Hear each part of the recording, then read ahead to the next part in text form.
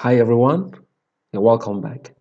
So last time we saw the alphabet, and I think this time around we want to be introduced directly to the words or vocabularies if you like. So let's do that. So words in Turkish means kelimeleş, kelimeleş. Let's look at some of them. Kitap, kitap, top, top,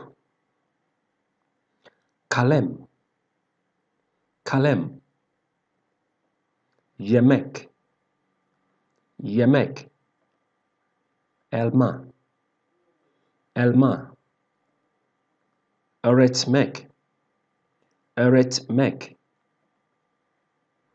kuş, kuş,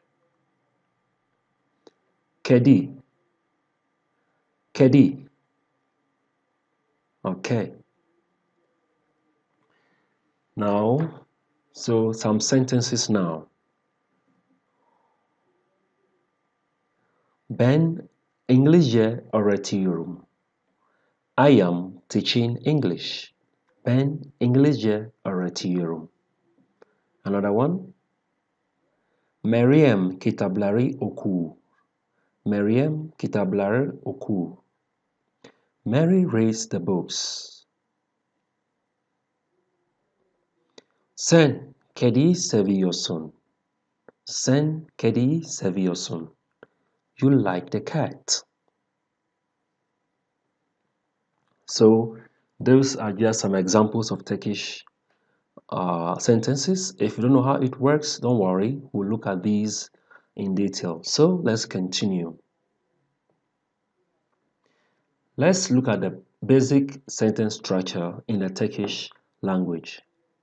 So unlike the English language, the Turkish sentences are in this form: subject, object, verb. In English, it is subject, verb comes before the object, but here is subject, object, verb. Let's look at the example we saw earlier. Ben İngilizce öğretiyorum. Ben, which means I, is subject. İngilizce, object, öğretiyorum is the verb.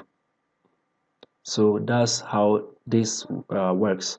I'm sure other languages also work like this, but today let's look at in Turkish. John elma yer. John, of course, is the name of a person, so he's the subject.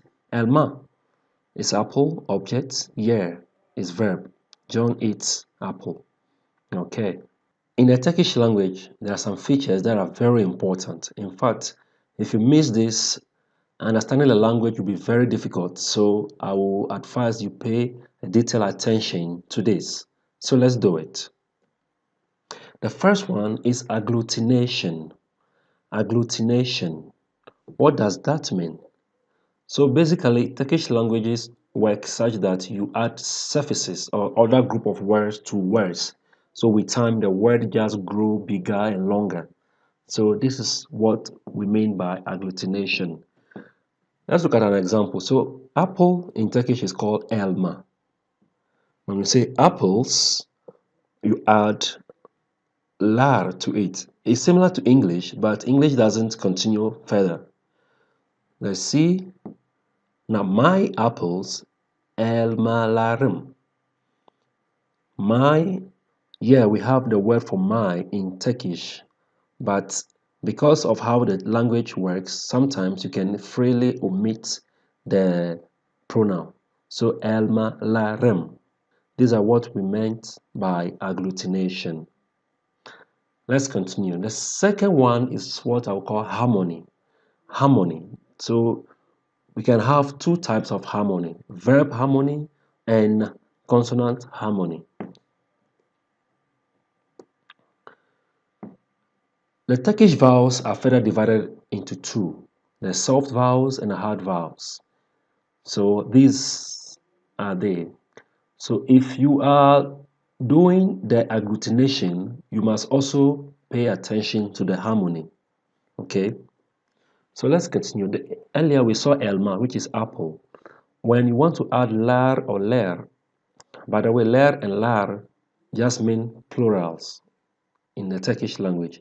But before you can add either ler or lar, you must check which vowel did the elma end with, or the most recent vowel in the word. That would tell you which of these to add. Okay, so this is how it works. If the last vowel in the word ends in a soft vowel, then when you're adding the suffix, you must make sure that the first vowel in that suffix also is a soft vowel. So is the hard ones also. So these are things that you must know. At the beginning, it might be a little bit challenging, but with time, it comes naturally. So don't worry, just continue to learn it. Okay? So instead of saying El Maler, it is correct to say El Malar because A is at the end of Elma, which is a hard vowel. So therefore, the first vowel in lar is also a hard vowel, which is also A. So El Malar. Most of the time, this is done just for ease of pronunciation. There is no other thing. So this rule, there could be some exception to these rules. Maybe later we'll look at some of these. Cat, kedi. Kedi, which is cat, ends in I, soft vowel.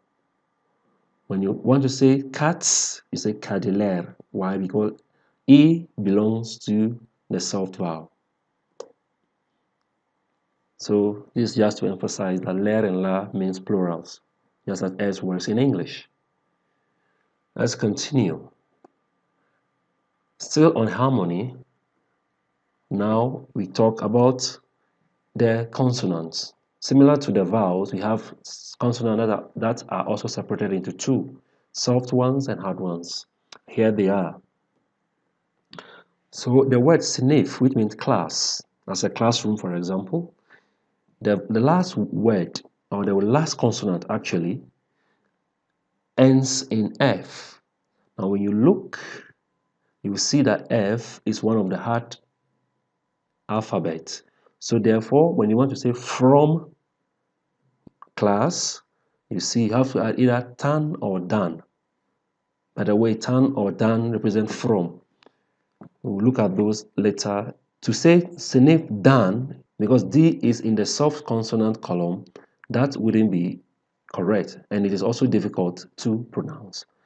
But when you say senif tan, that is easy to pronounce because they all belong to the hard consonant group. So these are the things you should know: the harmony and agglutination. Before you agglutinate, you must make sure things match, vowels and consonants harmonize. So from school is okul dan. Okul, the L is in the soft category, so therefore you use D, which is also from the soft consonant category. From office, office, tan. S is a hard consonant, so is T, which begins the tan. Again, ler and lar plurals. Thank you very much. Bye bye.